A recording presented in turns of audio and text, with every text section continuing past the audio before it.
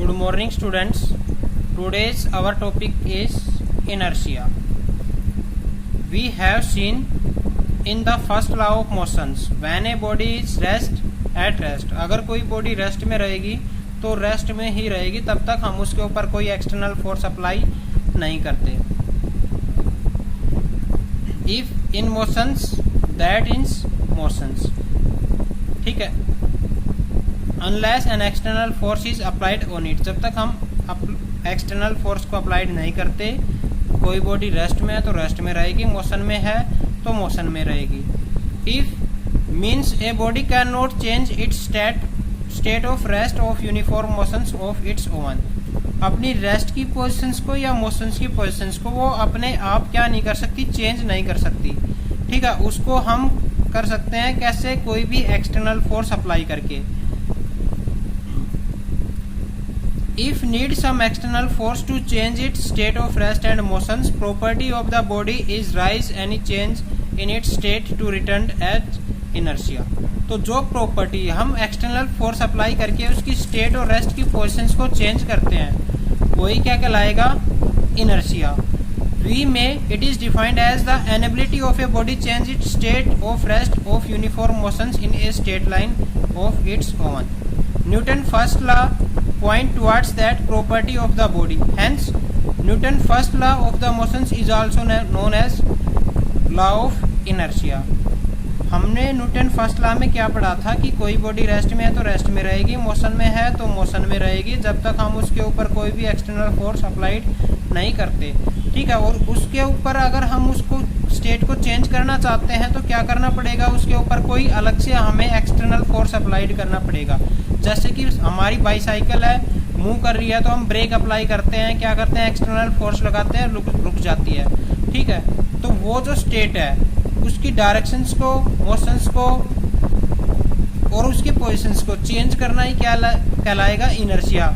Inertia जो है वो तीन तरह से होता है, एक इनर्शिया एट रेस्ट, एक इनर्शिया एट मोशंस, एक इनर्शिया एट डायरेक्शंस.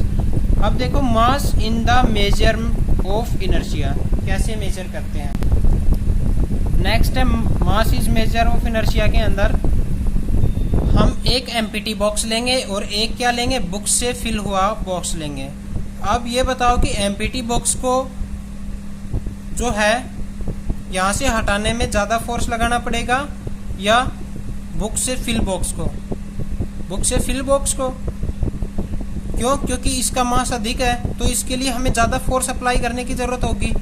ठीक है, तो ये देखो इसमें क्या दे रखा है, we know that it is easier to move an empty box from rest rather than the box of the same box filled with the books, so lesser force is required to move the empty box with comparison of full of the books. Similarly, it is easier to pull a toy rather than the original car. भाई एक तो हम toy car को move कर रहे हैं, एक original car को. तो टॉय कार को हम आसानी से कर सकते हैं, ओरिजिनल को तो हमें बहुत ज़्यादा फोर्स लगाने की जरूरत पड़ेगी. It means inertia of the body is measure by the magnitude of force required to the change of the state of the body. तो हमें फोर्स उसमें क्या करना पड़ता है, ज़्यादा अप्लाई करना पड़ता है, जिसका मास क्या होता है, अधिक होता है. ठीक है, तो उसके अकॉर्डिंग जिसका मास अधिक होगा उसका इनर्शिया भी क्या होगा, अधिक होगा. We know that if the body is heavy larger force is required to the change of the state of the hence greater its inertia. ठीक है, जिसका मास अधिक उसका इनर्शिया अधिक. Therefore, we can say that the mass of a body is measure of inertia. A 100 kilogram stone has more inertia than 10 kilogram. एक 10 kilogram का है, एक 100 किलोग्राम का. ये 10 किलोग्राम का, इसको हम आसानी से क्या कर सकते हैं, पुल करके हटा सकते हैं. और एक 100 किलोग्राम का है, इसको डिफिकल्ट है हटाना.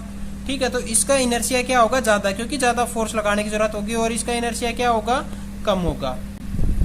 नेक्स्ट है टाइप्स ऑफ इनर्शिया. सबसे पहले हम पढ़ेंगे इनर्शिया एट रेस्ट.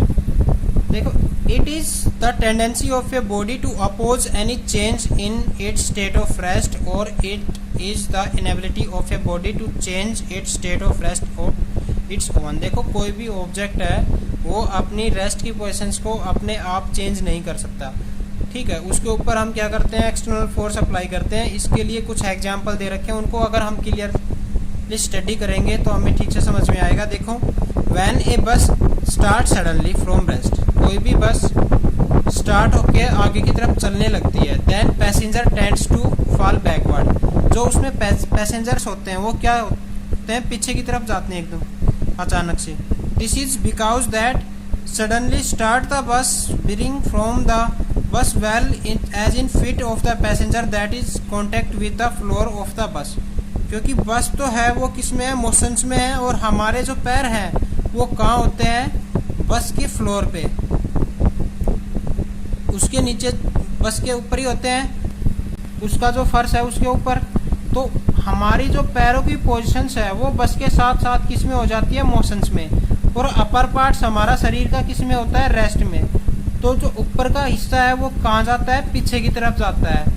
ठीक है, नेक्स्ट है when the branch of a tree is shaken then some of the leaves fall down, it is because the shaking of the branch of a tree it comes in the motions but leave tends to remains in the state of rest.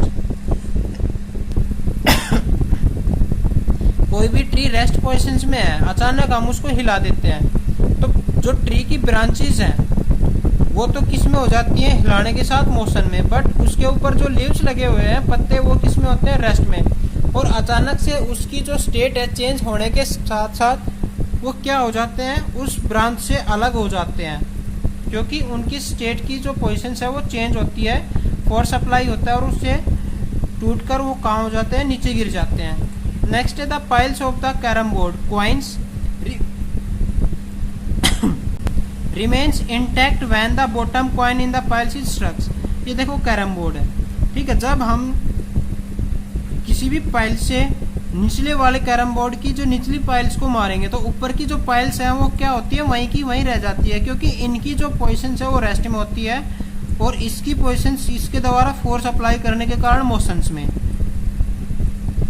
ये कुछ सम और example दे रखे हैं जिसको हम study कर लेंगे।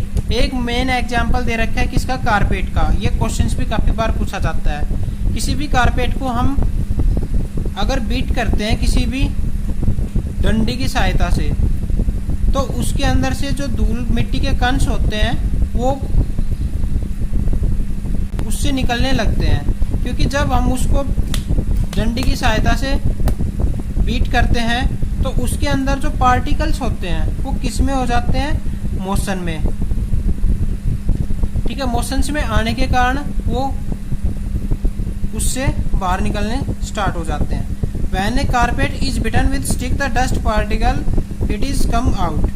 It is because on hitting the carpet comes in motions and move backwards, while the dust particle remains at rest due to inertia of rest and hence fall down. Clear? एक बार हमने ये study कर लेना है